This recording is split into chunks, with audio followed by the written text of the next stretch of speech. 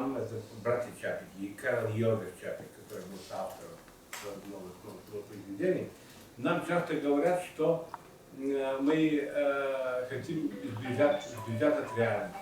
Нет, наша амбиция много более чудовищна. Мы посягаем за саму реальность. Вот, значит, Чапики так видели свои роли фантастики.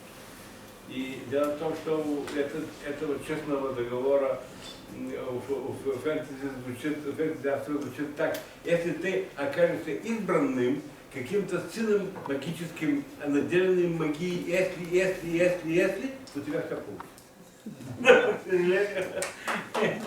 Нигде в жизни нет подобного договора, нигде нет. Абсолютно не существует ничего подобного.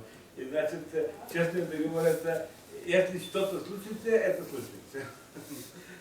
Так, вот, я не защищаю только твердую научную фантастику, открытие там машин, лабораторий и всего этого. Фантастика огромна, всеобъемна, она распространилась во всех пространствах измерений культуры вообще.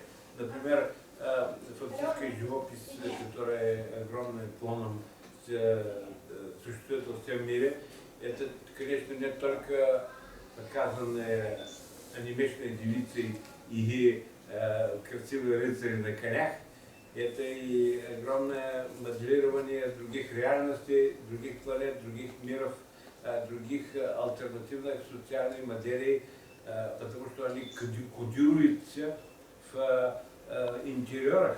Это здания других городов, это тоже код местной цивилизации, другой цивилизации. Все мы утомлены от наших непрерывных социальных неудач, непрерывных сменах концепций бытия, которые все сводятся к одному. У кого побольше денег, он лучше и качественнее. Это неверно в своей сути. И бунт через этого огромного шаблона, так сказать, это и энергия, внутренняя энергия фантастов и фантастики. Если фантасты сопротивляются этому, он вообще становится угодником существующего засилия самодовольных притяжателей толстых пачек денег.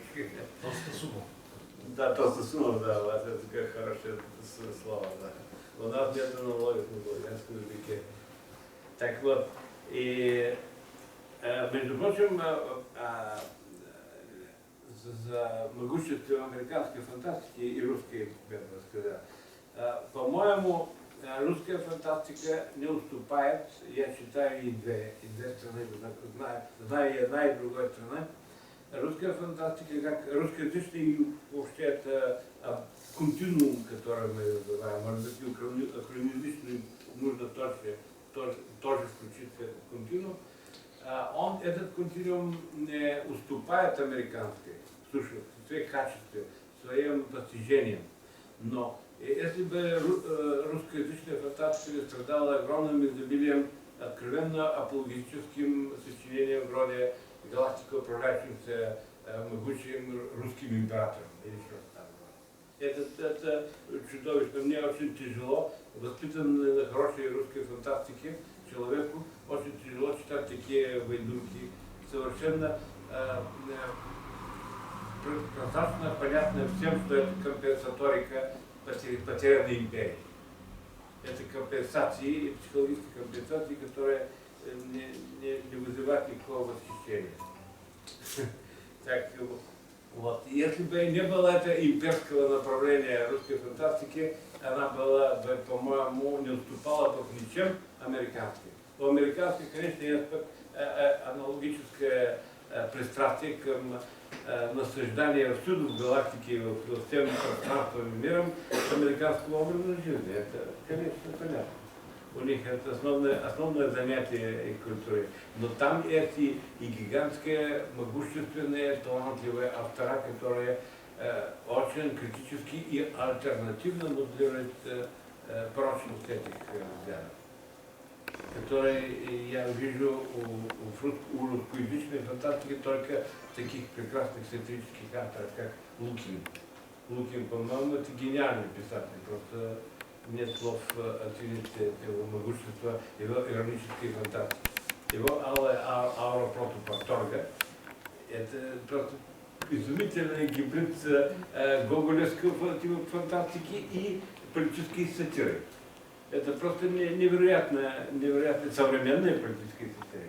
Это просто невероятный шедевр такого гибрида жанров и стилей. И он тоже вырастал я помню его молодым человеком, еще на конвентах фантастики, он вырастал в русском фэндоме. Он обучался на произведениях социальной фантастики брата Стругацких. Развивался вместе с супругой Любовь Лукиной, развивались они в этих кругах. Как и молодые тогда ребята, сейчас у вас метры, это олди. Мне их представили на одном конвенте, говорит Виталий Бабенко, говорит, вот это молодые ребята, будут следующие Стругацкие. Я говорю, ну, посмотри, они бегают там вокруг какие-то будущие Стругацкие. Получается такая вот интересная ситуация. У нас в Болгарии, я возвращусь к нашему канату, мы издаем этот альманах фантастики, который ежегодно выходит. Это 500-страничный альманах, который каждый год дебютирует все наши автора. В каждом номере есть один портрет фантаста в 3,14D. 3D, знаете все. А 3,14D — это 3,14 измерения автора, потому что 3 рассказа в разных жанрах. Один научно-фантастический, один фэнтези и один юмористический. И 14D — это эссе его как мыслителя.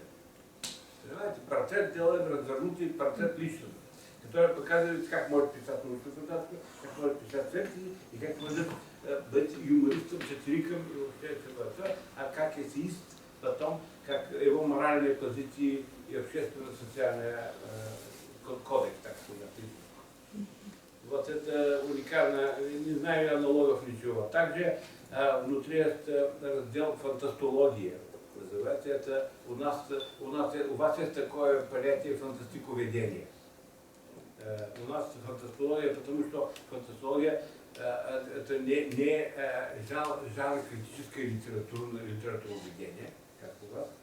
У вас это литературоведение. А у нас тех жанров, например, можно фантастическая статья, может быть, по фантастической живописи, по кино. Вы знаете, в последние годы практически каждый второй фильм в мире, огромный блокбастер, это фантастический фильм, это не первый. Огромное просто фантастическое кино